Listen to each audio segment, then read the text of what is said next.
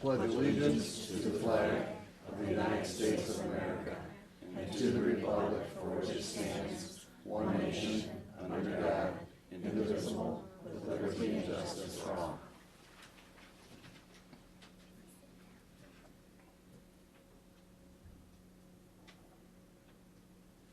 Thank you. And a roll call, please. Sharon Stiltner here. Beth Engel. Here. Jim Midzikowski. Charles Fusatel. Here. Susan Trebilcock. Here. Andrew Goulet. Here. Michael Baranowski. Here. Mr. President, we have a quorum. Thank you. Recognitions and presentations, Mr. Stricker. Okay, tonight we'd like to recognize Sherry Stone. Sherry, would you come up here? Sherry actually was support person of the year this year, and she couldn't show up for the opening day presentation because she was working. And so that's the kind of employee she is, and talking to many people, she's not only very dedicated, but has a true love for her children. And don't cry, you make me cry. Because I'm sensitive like that. I don't want to show the community. But anyway, thank you for your dedication, and sorry you couldn't make the opening day presentation, but it's that very dedication that's greatly appreciated. So, right,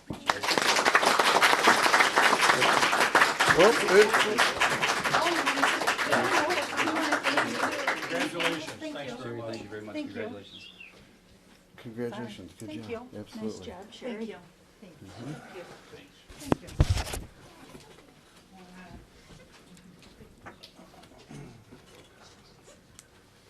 student recognition. Student, yep. Okay, tonight I'm going to recognize the kindergarten student, Sterling. Robert Sterling, you want to come up here? Don't be shy.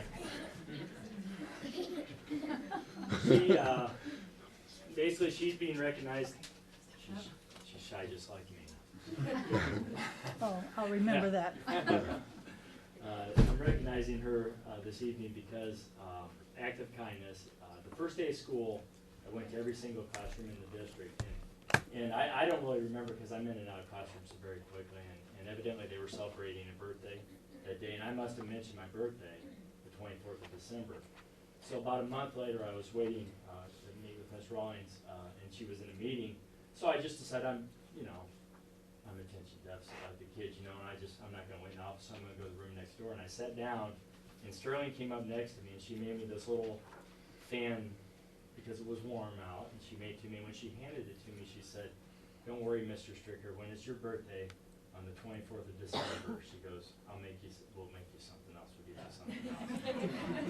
and I gotta admit, I was a bit, I had to tell the story the way it really goes, to where I was a bit drowsy that day. It was after lunch, and I was just a little drowsy, and that woke me up. I mean, it was like, I had to think about whether I was in a dream or not, because how does this person, this little tiny human being, how does she remember my birthday? No, family forgets. Just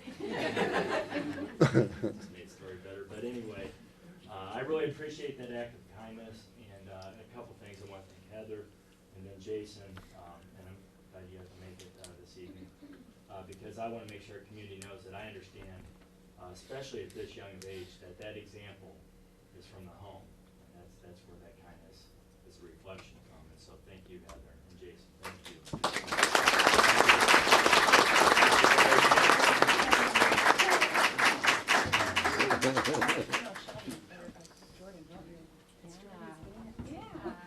She in your class? Yeah. It's her birthday that day. That's very nice. Oh, that makes sense. Yeah. Thank you. The first Very day of nice. school. Good job. Congratulations.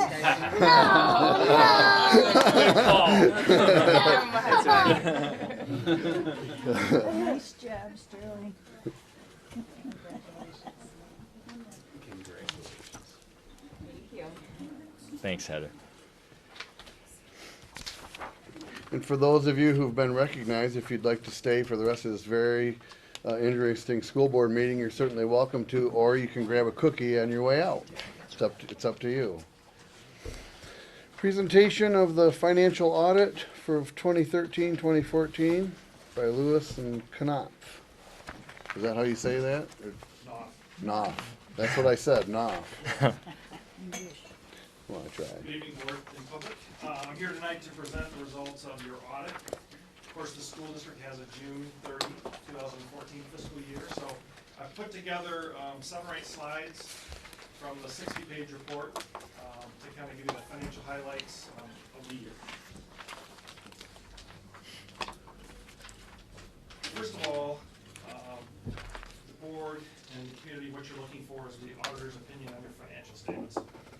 So you did receive a clean, or what we call an unmodified opinion. If you've been on the board for a while, you've probably heard them say an unqualified opinion. Well, the terminology changed a couple years back, but so that's the highest form of assurance we can give you on your financial statements themselves. We also, as part of the audit, look at internal controls and compliance with major laws and regulations, and there were no non-compliance issues to report, which is also something we're looking for. Also, as part of your audit, because you receive federal funding, you're subject to a whole myriad of statutes. The single audit or the federal audit floats around, so based on the size of the program and how often it's been audited, programs are picked from year to year. This year for you guys, it was the IDEA, or Special Education Federal Grants. That was 30% of your total federal expenditures for the year. And once again, those requirements actually for laws and regulations and internal controls are a lot stricter. And once again, you passed it without any findings to be reported. All right, some numbers. As you know, board, you account for things in these various silos that I have across the top of this presentation. So the general fund is where we educate our kids, all the supportive services that go with that. Debt retirement is where we're levying millage to pay off bond principal and interest on past bonds that have been passed by the voters. Capital projects funds are pretty self-explanatory, so we're spending some building and site money. And then food service, of course, is our nutrition operation. So just a couple of the numbers here. The general fund, which is the one we're probably most interested in. General fund had revenue this past year of just under $16.3 million. We spent just over $17 million. So you spent $750,000 of your fund balance down this last year, bringing you down to a fund balance just under $2 million, or about 11.5% of your current year expenditures. And as I look back, we've been spending down fund balance. Over the last 4 years, we went down about half of the fund balance that you had. So that's not unlike many other districts around the state. You know, depending on which side of the political aisle you sit on right now, people are talking about more or less funding in education. Well, we know the dollars in the classroom have changed. Overall funding has gone up, but the state is now offsetting kind of per pupil dollars to pay retirement, which is also a huge cost. That we're glad they're doing that, but it's not helping us so much in the classroom. As far as debt retirement, there are 3 different debt funds. You're levying 4.25 mils to pay those debts off. There's also an energy bond, which is being paid by the general fund. And just a note there, that will be paid off in 2015. And that's 281 grand, so that will be a help to the bottom line after the current fiscal year and that you're in. The bonds go through 2030, and there's still just over $28 million of principal to be paid on those. There are 2 capital projects funds. We're spending those down. There's only $111,000 left in those to work on various projects around the district. And once again, I'll just remind you that those funds can only be used for brick and mortar. It can't be used to pay people, that type of thing. It has to be used very specifically. And if you look in the audit report, you'll see a footnote that says you have complied with the state law regarding that. Food service operation generally funds itself, and it has here. Actually have a surplus of about $14,000 in the current year, and there's a small indirect cost that was sent over to the general fund, about $8 million. So all in all, from a financial standpoint, still sturdy, but as you continue to spend down fund balance, you have to continue to be more and more creative all the way around, just like everybody else. Just a couple slides on the general fund. And where does the money for Algonac schools come from as far as how we're funded? As you look at this pie, we have 2 large slices. One that appears to be orange and another one that's blue, or red. The red piece of the pie are state funds, the blue piece of the pie are local funds, and the other 2 are federal and some miscellaneous sources. The red piece of the pie being the largest piece there, 65%, most of that is that per pupil foundation allowance that we get from the state. You also get a little bit of at-risk and a few other things, but mainly that's that per pupil and the retirement that's being sent over to us, what they call section 147C. Up in the top corner, the blue piece, the local share of that, that's $4.2 million. The majority of that is local property tax collections on homesteads. So not our homeowners, but businesses and others. And then also you have a good chunk of daycare fees in that area. 5% of the pie is federal, most of that being Title I in the general fund. And then the 4% slice at the top, that's that countywide special education tax, what we call Act 18. So if you take the blue and the red together, most of that is what we would consider to be the per pupil foundation allowance, because the state assumes you get some of it locally and they pay you the rest. So you are very, very sensitive. I think that's 91%. Very sensitive to what happens in Lansing. On the expenditure side of things, $17 million once again of expenditures in the general fund. This is the slide I like to call the district's report card. Of course, the community wants to see as many dollars as possible spent directly in the classroom. That's the bigger slice of the pie there. That's the instructional dollars. The red slice is supportive services. So when I say in the classroom, teacher salaries, benefits, supplies, textbooks, that retirement costs, all the fringe benefits that go with it. Supportive services are basically everything else. Transportation, custodial, administrative, parapros that are not working in the classroom, librarians, school psychologists, those kinds of folks. And then the community service slice at the top, that's athletics and transfers going out for that bond payment on the energy fund. So at 60%, that's right in line where I see most districts around the state. Most districts are in the 59 to 63 range, so you're right, you're kind of in the bullseye there. As far as another slice on the expenditures, just looking at where those dollars do go, you are just like every other school district around the state, except for some charters, because many of them don't have people that they pay. Between salaries and benefits, the two largest pieces of this pie, 80%, those are people costs. Also, a good chunk of that turquoise slice of the pie, which is purchase services, some of that is also people. So contracted things like transportation, custodial work, that kind of thing that's contracted, those are also kind of in that slice. Along with utilities, gas, all that good stuff. Which leaves you 6% to do everything else with. Textbook, capital outlay, those kinds of things. That's why it's really important to have capital projects funds and things like that to offset some of that. As far as our budget and actual results in the general fund, as we look here, we had anticipated, and remember how you do the budget. In June, before your school year starts, you adopt your initial budget.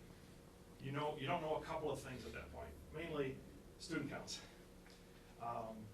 And fortunately, the last few years, we've actually had a budget from the state, so we know at least what our per pupil funding is going to be, but you don't know student counts. Then throughout the year, as the year begins, you get your student counts in October, then you usually amend the budget, and we do another amendment usually in the spring. So the numbers I'm showing here are the final budget. So in the general fund, we had predicted about $16.4 million of inflow. The actual is about 16.3, so we came in about $130,000 less than we had anticipated there. On expenditures, we had anticipated about $17.5 million to be spent. We actually spent $17 million, so we have a variance the other direction. We underspent the expenditure budget by $500,000. So we were looking to use up a little more than $1 million of fund balance. We actually used $750,000.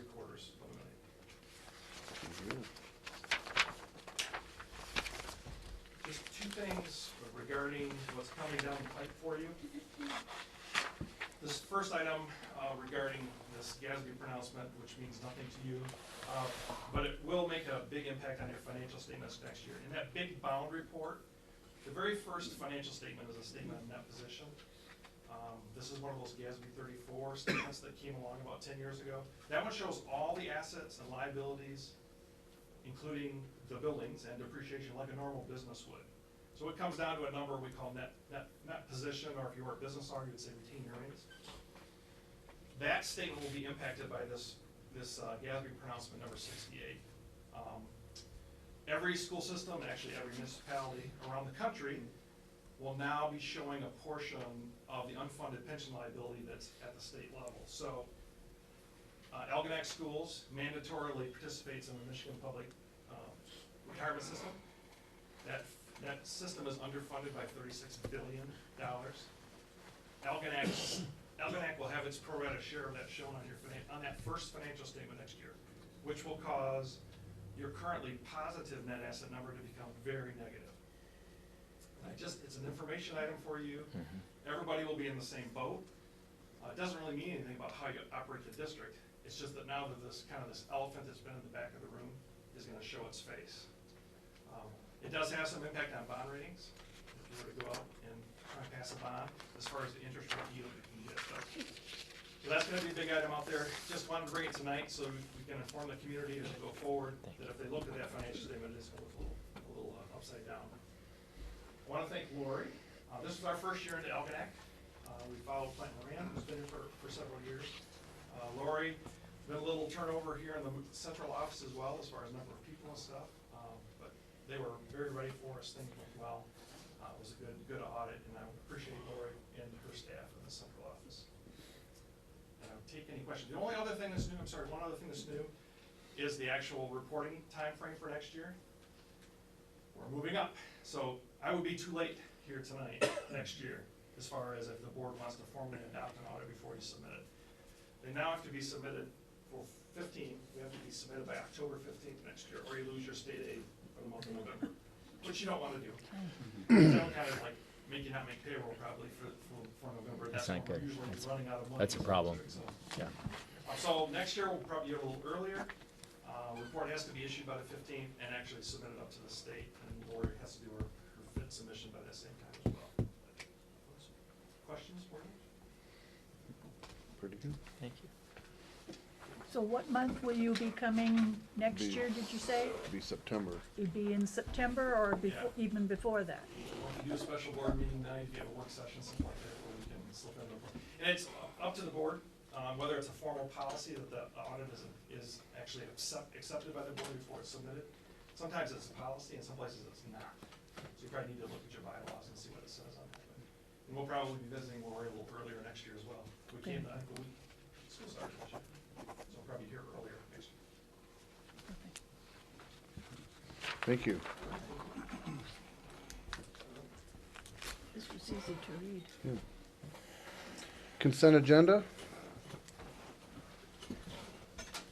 I'll make a motion that the Board of Education approves all consent agenda items, including agenda, minutes, personnel items, treasurer's report, and bills as listed items A through C. Support. It's been moved and supported. Chuck. Is there any discussion? Hearing none, all those in favor say aye. Aye. Any opposed? That passes. John, we have somebody here. Yeah, I just want to introduce Crystal Garcia. She's going to be replacing Nancy, and so I wanted to, I'm glad she was able to make it tonight with her husband Doug, correct? Duff. Oh, Duff, I'm sorry, all right. It's okay. Very good. I Oh, did no, it it's too. fine As here. long as you don't call us the Taylors. we Okay, can- all right, all There right. you go. Very good then, okay. So, but welcome to the district, and we look forward to working with you. Thank you. Absolutely, thanks. Thanks for coming. Information items, Mr. Stricker.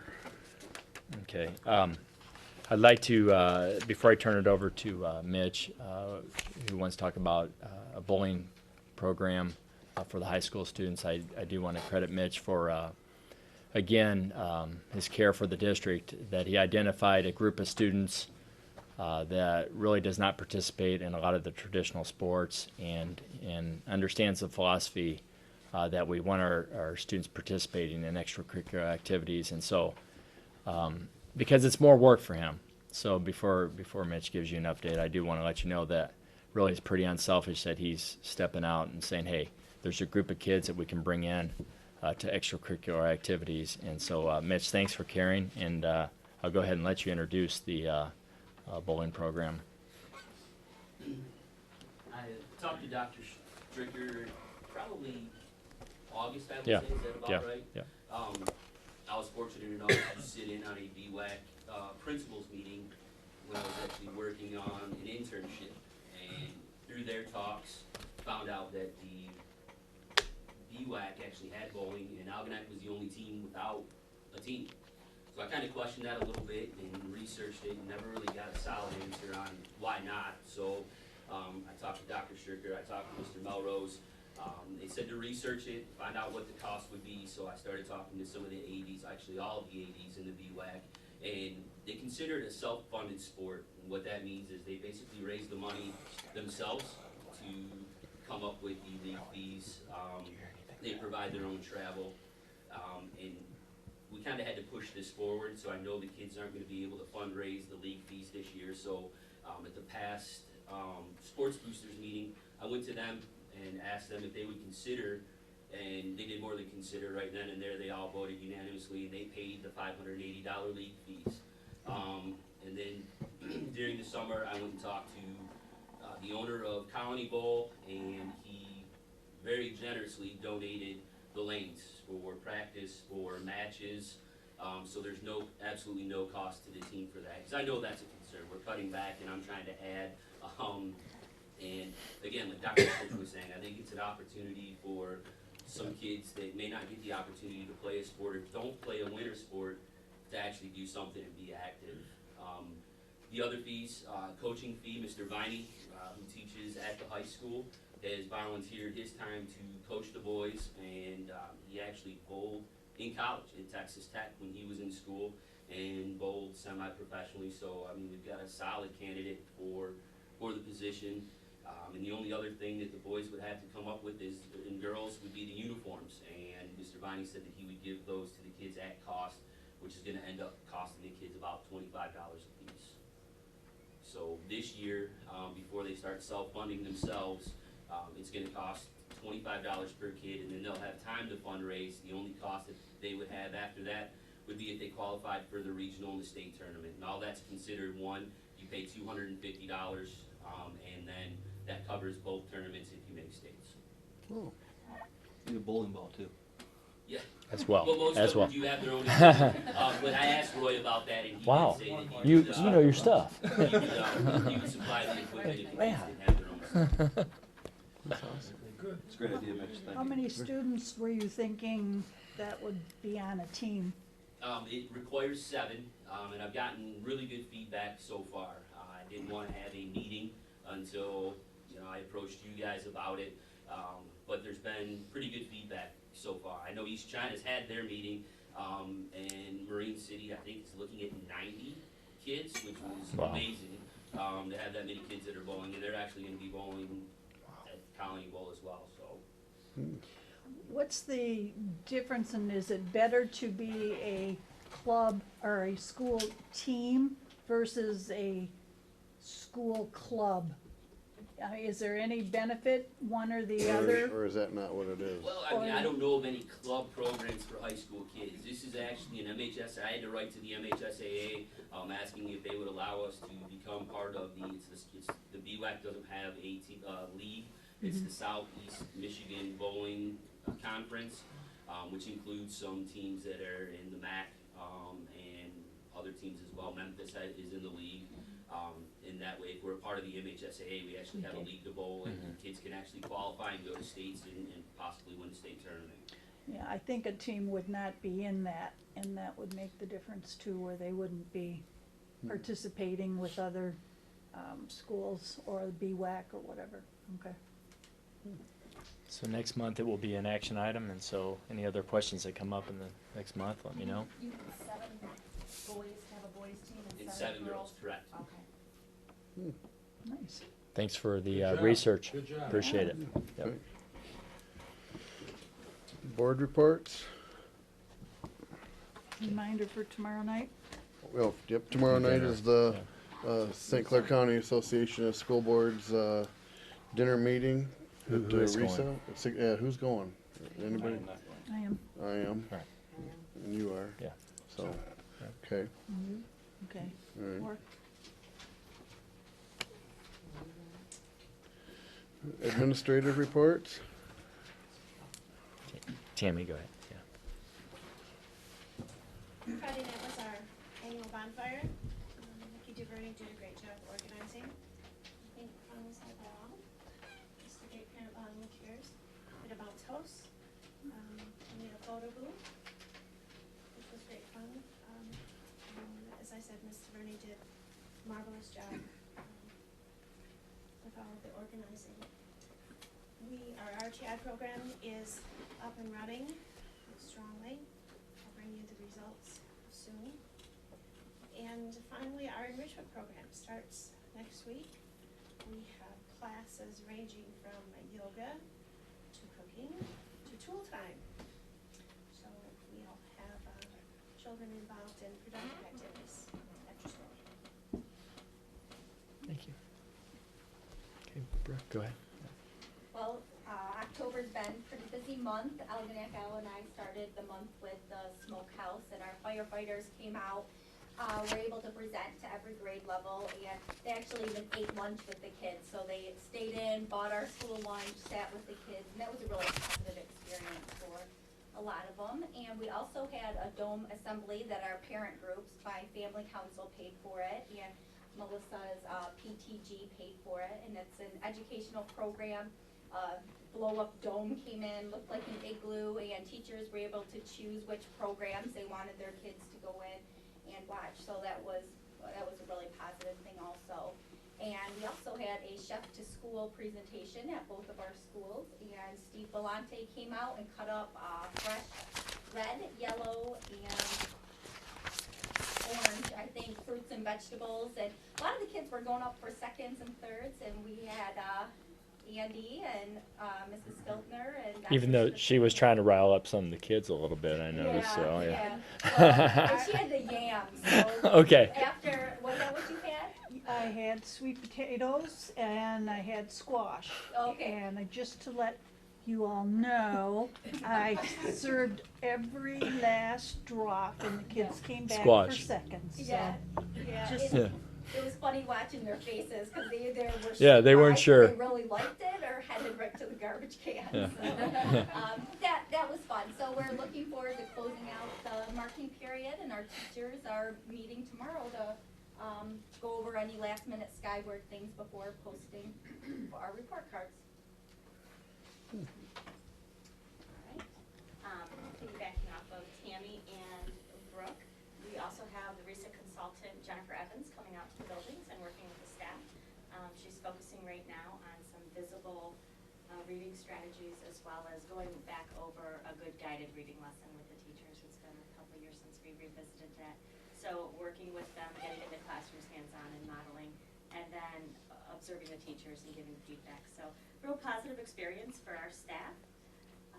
The LINKS program has started up in all of the schools, so we currently have 3 or 4 high school students coming up to Algonac Elementary, taking on those leadership roles and doing a wonderful job coming into our buildings. They seem excited, they're very positive, so we're really fortunate and excited that they seem to be so well trained and so ready for that challenge and that leadership opportunity. So we thank Lisa King for that as well. Many teachers through the elementaries were fortunate to receive EEF grants. So lots of planning for that right now, a lot of innovation and great ideas. So we'll be bringing you those when they're coming up. But teachers were super excited. Last Friday, you're cheering around in the lunchroom. I can hear them, I got mine. Did you get yours? So even though the finances are really tight right now, that was a really positive thing to see their excitement for their ideas and the committee that approves those as well. On a curriculum front, we have the November 4th Professional Development Day coming up. All of the buildings have their schedules planned. We're looking forward to a really productive day that day as well. We're going to all open together at the middle school with the district overview, and then the individual levels have professional development plan geared towards student success and achievement. So. And any board member that would like to, and I know we're still getting to know each other, when we have a PD, we'll typically meet as a group to update the teachers and staff on whatever initiative is taking place, and even if it's just to get together to celebrate the good things that are going on. Any board member that'd like to come by and say hi, we'll have usually some type of breakfast, and you can say hi. So if you can make it, that'd be great. So. We're Cool. just getting ready to start our curriculum meetings as well, K-12. So our first one will be November 5th. on social studies, because there's a lot of information changing down that pipe K-12. So we will bring that to our K-12 representatives, as well as discussing where we currently are. The second one will be in December for math, and then we have 2 in January for language arts and science. So starting those curriculum discussions, seeing where we are in that process and our philosophy statement. So I look forward to bringing you that. Our teacher conferences are coming up the 12th and 13th. The elementaries are ready, and I believe the secondary as well. So we look forward to a great turnout there as well. And then the testing, you want me to talk about that? Or? The paper pencil testing for the spring MEAP assessment at this point, we've looked over. The state's default is to go ahead and do it technology online. We're having trouble getting a lot of the answers on what this test is going to look like online.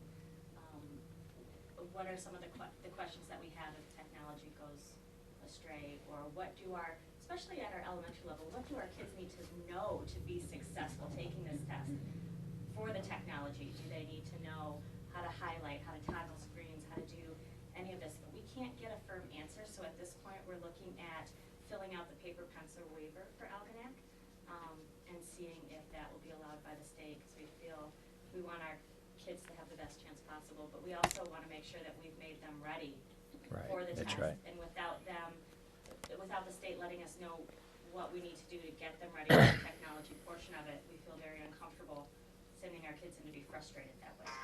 So we don't know the outcome of it, but that's where the administration team is right now. And I believe we're the only one in the county, and so this is a good venue to, and I'll take ownership, and I appreciate you talking about that, but you know, I'm pretty conservative. I've been in this 25 years, and administration 15 years or so, and my confidence in the state has wavered back and forth over my career. But the fact that the state is not even able to tell us what the assessment is, and that with my experience of, I'm from Indiana, I have friends and my sister teach in Indiana. Indiana was, according to my sister, very prepared for when they went electronic. Oh, it's been 6-7 years ago now. And she said even being prepared, it was a mess. And so I want the community to know we are the only one in the county that applied for that waiver, which I find it hard to believe. So I appreciate that, Melissa, thank you. But I'll take ownership of, I'm just conservative. I know pencil and paperwork. And so I've just learned not to be on the bleeding edge. There's cutting edge and bleeding edge of things, initiatives. So I'm very conservative to where they don't even know what they're doing. They can't answer our questions. We're kind of sitting back a little bit. So we'll see how that goes. So I appreciate that support. Abe, where's Abe? There he is. Yep. I just want to share in front of board members, I put some information in front of you regarding our Algonquin Middle School being a reward school. We're now at that point where we kind of wanted to know a little bit more about why are we a reward school. So I included our certificate from our friend Mike Flanagan on the front there. Those of you that have been in our building will have the staff very proud. Our kids have done a great job. I also included, which I'm sure John shared with you, the top to bottom ranks in St. Clair County, as well as by district. But more specifically to Algonquin is the yellow sheet. There's 3 ways you can become a reward school. You can be a high performing, you can be a high progress, or you can be what they call beating the odds, and that's where Algonquin is at. We're beating the odds school. And what happens with that is you're compared, and there's really 2 ways you can do that. You either outperform what they predict you will do, in which case we did so by 23 points, or they compare you to other schools in your similar demographic and how well you did at that. And I'm pleased to say we were #1 in the state in our demographic, so we were very pleased with that. Our staff was pleased. On the back side of that yellow sheet, I found it interesting about who is in our demographic. So you can see some of those schools throughout the state that they would compare us to at Algonquin. And you can see some of those schools are even focus schools. But certainly, again, very proud of our kids, very proud of our staff. I want to share that data with you. So thank you. Okay, Ryan? Okay. Well, just wanted to report that a couple weeks ago I got to enjoy the first homecoming at Algonac High School, and just was really pleased with the spirit the students had during that week. It seems sometimes like a little thing, but you know, as you set up the spirit week, we probably had every day about 8% of the students kind of participating in that. And there was just a lot of positive energy throughout the whole building. And it was nice to see in the other districts that I've been in as an educator, I've never seen that before. So that was a big positive. It was a very enjoyable week. The kids were well behaved, but they had a lot of fun, and it was really nice to experience that. A couple other things, at the beginning of the year, we really tried to, Mitch and I kind of really provide some structure to the building, kind of clamp down on some things. But to do that, I think you really have to be on the other side too, is reward the positives. And we've really put a focus on a couple of things. Number one, our muskrats of the day. We're doing that. We do that every day. We really stressed on that we have staff and students that can nominate anybody in the building for any positive that they're doing, and there's no shortage of kids that or staff that can be nominated, and they're all picked for it, and I'll read them off in the announcements in the morning, as well as they're tweeted out, and also their pictures are put up on the kiosk out in the front of the student service office. And it's kind of funny. Sometimes you think, well, when high school kids get into that, but they're pretty competitive about that. They do things that are like, wow, I wonder if I get they'll get me muskrat of the day. And it's been a really big positive. Another thing is our positive behavior system that we're working on right now. We have a committee that works on that, and they actually got somebody to donate a couch. And so the last two home football games, we had a couch that was right on the sideline, and every teacher gets 5 tickets for the month, and they get to hand out tickets to students for doing just positive things, and then they turn those into me, and I pulled them out at the end of the week and would call that person's name, and they got that seat on the couch. They got to pick a couple friends to go sit there with them. They got free stuff from the concession stand, and they had a blast with it. It was a lot of fun, and they were going to continue this into the basketball season. And it's just kind of another nice fun activity for the kids, rewarding again their positive behaviors. Coming up next week is actually National College Application Week, and we're constantly now trying to really get all of our students to apply to colleges. We're shooting for 100% to getting students to apply.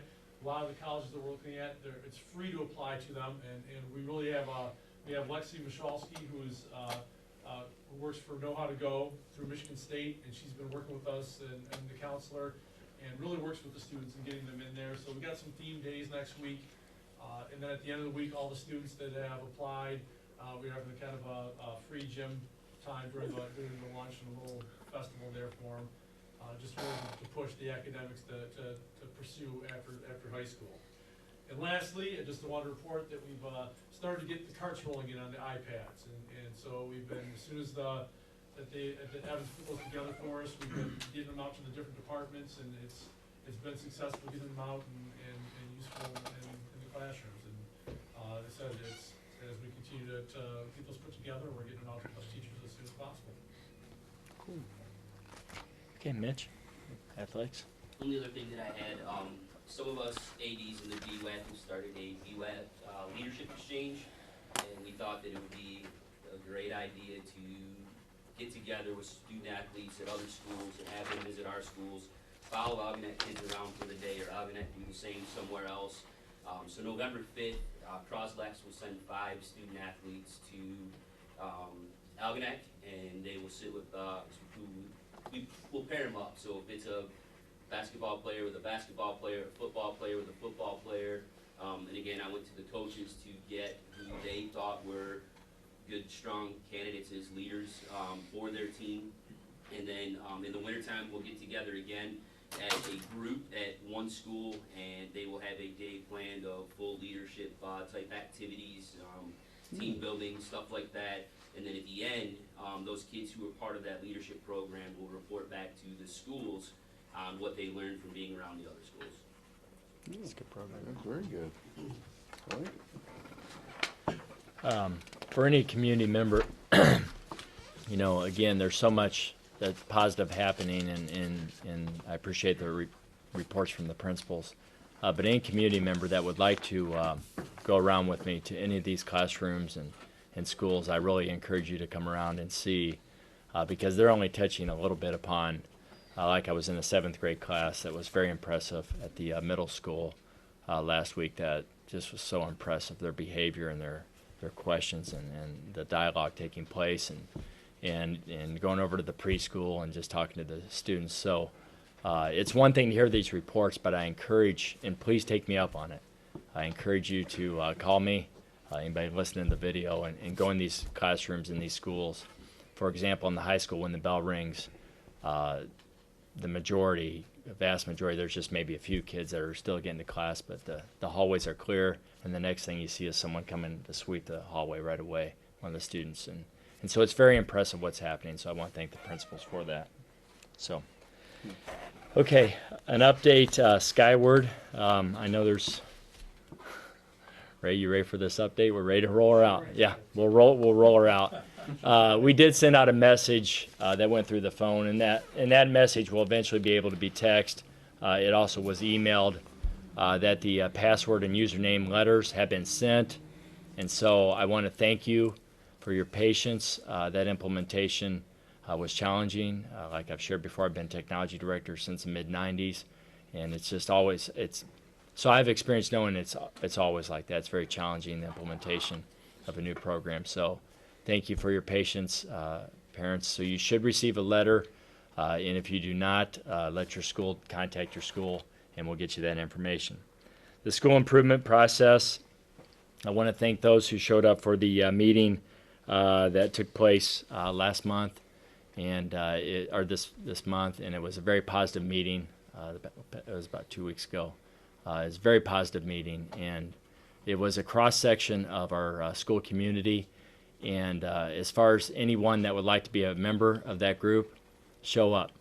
So if you show up, you don't sit in the seats back there. You'll come to the table, unless you refuse to come to the table. I mean, obviously, it can't make you come to the table, but that'd be quite a school improvement team, wouldn't it? You get up here. So, but anyway, it was really anyone is welcome. And so even watching on the TV or in this room, if you want to be a part of that school improvement process, show up and come up to the table, and we'll take your input. We are in this together as a school family, and I even look at Rachel's sitting here, and she comes to all these board meetings.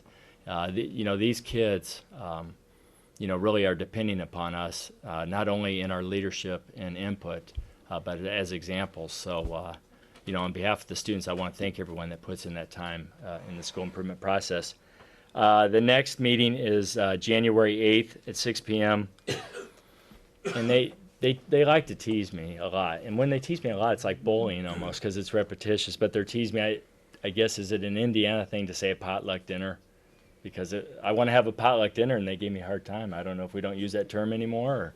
So that means you bring something to the meeting to eat. So, but we are going to have a dinner, and that's going to be on January 8th. If anyone watching on TV or anyone in this room wants to take part, we welcome you. Facility planning. I have had a chance, I believe, to meet with most every club and organization, parent group, teacher group. If there's a group out there that would like me to come present the consolidation proposal, please let me know. Last week it was the Clay Township and the Lions Club. And I really appreciate every club and organization I presented to, and teaching group and parent group.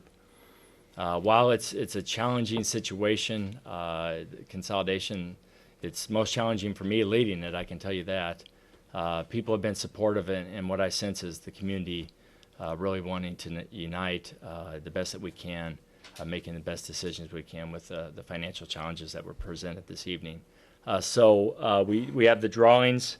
We're going to have the drawings printed up, and the final drawings, you've seen the draft layout last month. We'll have those finished. And estimated savings, I have a spreadsheet. This will be presented next month to the Board of Education. And even the students, I was very impressed with the 7th grade students at the middle school. Their questions were very in-depth. And I don't know if you saw the article. One girl even, and she was dead serious. That's what's crazy. She goes, now, Dr. Stricker, she goes, now you claim that, and so shit. However, to your counterpoint, I was like, is this for real? I mean, these kids were asking in-depth questions. Well, it was unbelievable. It was very impressed. One of the questions they did ask is about the actual, well, Dr. Stricker, where did the savings actually come from? And it was a very insightful question, especially for a student, and they had time to prepare, but a very insightful question. And when I've been talking to clubs and organizations, I have been sharing estimates. Because one thing I've learned in leadership is you need to be direct with people, and people can tell when you're authentic. They can read through that, and so I'm direct with what I know at the time, and basically what we're looking at, and this is an estimate, and I'll have this ready for presentation in November. Administratively, percentage-wise, would take the brunt of the savings. Administratively, we're looking at about a $250,000 savings, projected savings.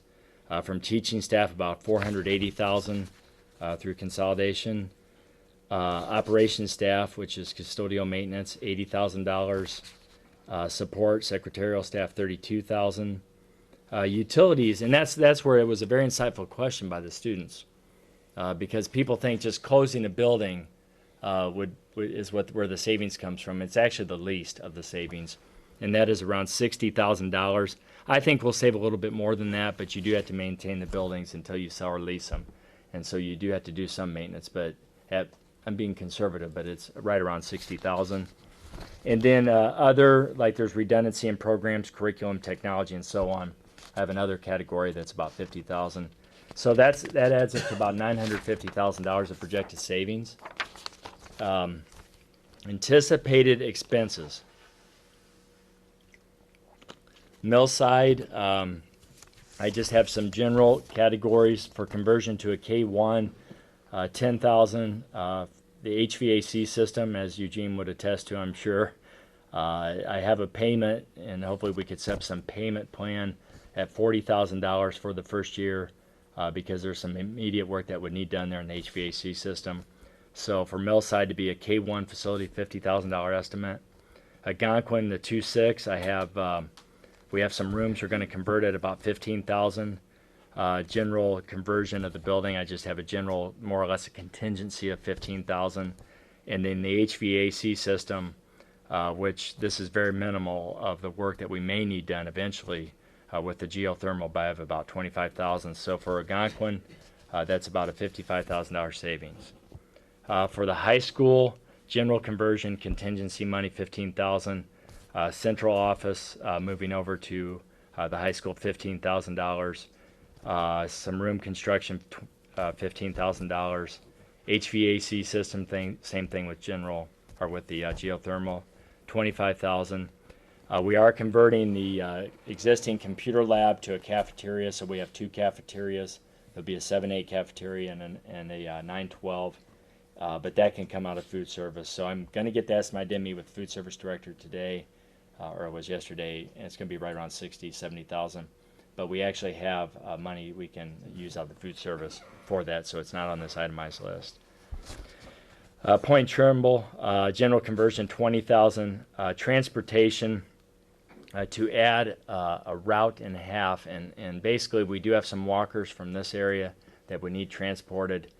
Then I also want to work with Dean Transportation in adding a route for elementary students for Fairhaven. That way it cuts down on the bus time, so we don't have those younger students on the bus quite as long as what they would be. But the 6-12 students have been doing whatever they've been doing for the past few years, so I think we should be okay. And I did check today, and I was told one of the longest routes is right around 50 minutes. So, you know, while it's not ideal, it's feasible, but for the younger kids, my proposal would be to put in a route for those younger students. If you wonder why those estimates, if you're a construction person watching this on TV or in the audience, those estimates seem low, what I'd like to do is use our maintenance staff in supervision roles, and so have a maintenance person in charge of a moving crew, have a maintenance person in charge of a construction crew. And so that's why those estimates are low, so I'll be working with Eugene. And so I want our taxpayers to know we aim to do this as economically as possible to save money. But not total, John?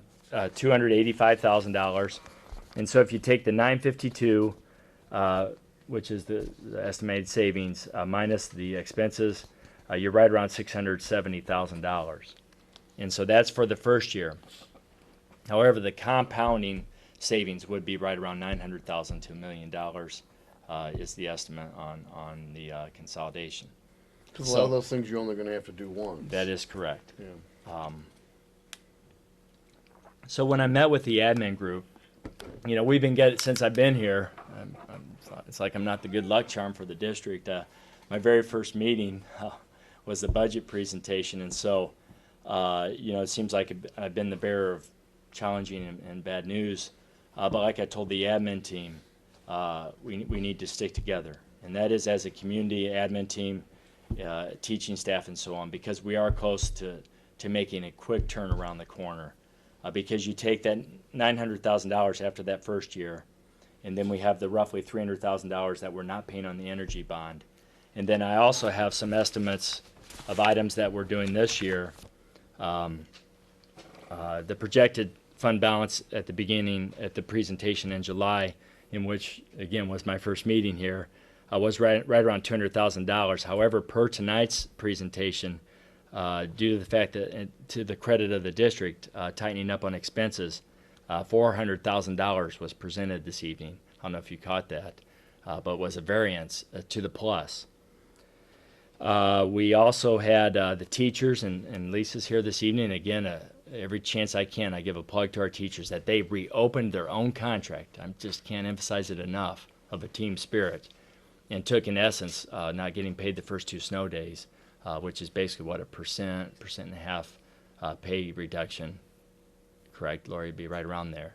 That speaks highly for the teachers if there's snow days. I'm counting on some snow days there. So if you wonder that there's only an inch of snow and it's in March and Mr. Stricker's calling a snow day, what's going on with that? So probably shouldn't have said that. I just set myself up. So, but really a plug to the teachers, and that's about $100,000. We had a teacher that one of our teachers, outstanding teachers, Mrs. Weinkoop, did get another position. And we were able to do some other things there and cover her class. But that position there, benefits and health insurance and everything, is around $90,000. Our athletic director left this year, and that was benefits, salary and everything was about $117,000. We had carryover of federal money at about $115,000. We did have to hire some people because Miss Weinkoop left at about $13,000. We also had to cover her classes, and with the AD position with Mitch, we had $81,000 there. So that's benefits, everything included there. The bottom line to this presentation is we are turning a corner. We truly are turning a corner quickly, because I have us from the original budget presentation to now at about ending this year, hopefully around 3.5%, 4%. If we're tight again with our money, 4.5%, 5%. So you take that in combination with the fact that we can turn the corner with a possible consolidation. I feel very good about a quick turn, not to mention I won't make you sit through my presentation again of the positives, I believe, of consolidation. So you guys want, the administrators, they give me a hard time about hearing the presentation. So, but I am very passionate about the potential. And so, anyway, that's a facility update. John, I've got a yeah, question. okay. The going from the 188 to the 400, that's the result of the audit.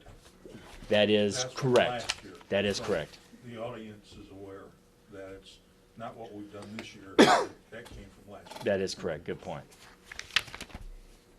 One last item, and that is the postcards. So community members, you will be receiving postcards in the mail. Just a reminder of the millage. This millage, as presented tonight on the graph, is very important to us. It's $3.7 million. It is a renewal. Now, I know the language on the actual ballot can be confusing, but the bottom line is simply a renewal. All you have to even do is Google non-homestead, and you will see 50 schools that pop up with every school that's over communicating this, because it's important to every school. And so you can hear from any school district you want in the state, but this is very important to us because it's a whole different discussion. If this weren't to pass, we would have one more year, but this would be, we think we're having a challenge now. This is $3.7 million. In the information presented this evening, the state of Michigan, and it's on the postcard very clear, when the state of Michigan claims it's $7,200 per student, they assume you get that money. They're assuming that as part of the calculation. So please support the school, and that's greatly appreciated. Don't I do ask if you don't take it for granted.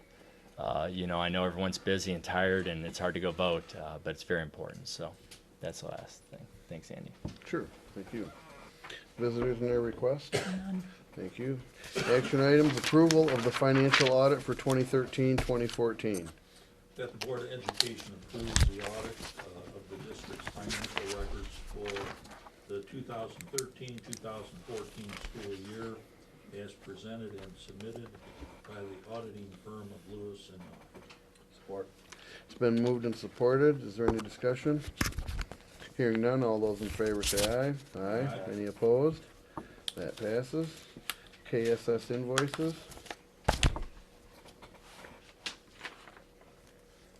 Someone? I'll make the motion that the Board of Education approve the payment of KSS Enterprises in a total amount of $3,780.94 for the purchase of custodial supplies. Support. It's been moved and supported. I'd like to abstain from the vote, please. Okay. So noted. All those in favor say aye. Aye. Any opposed? That passes. I'll make a motion that the board go into a closed session at 8 o'clock for the purpose of discussing legal issues. Support. It's been moved and supported. Is there any discussion? Hearing none, all those in favor say aye. Aye. Any opposed? That passes. The board is going to go into a closed session at this time to discuss some legal issues. When the board returns from the closed session, the only other matter of business before the board will be the adjournment of the meeting. So there will be no further decisions made, no other business conducted when the board returns from closed session. Thank you.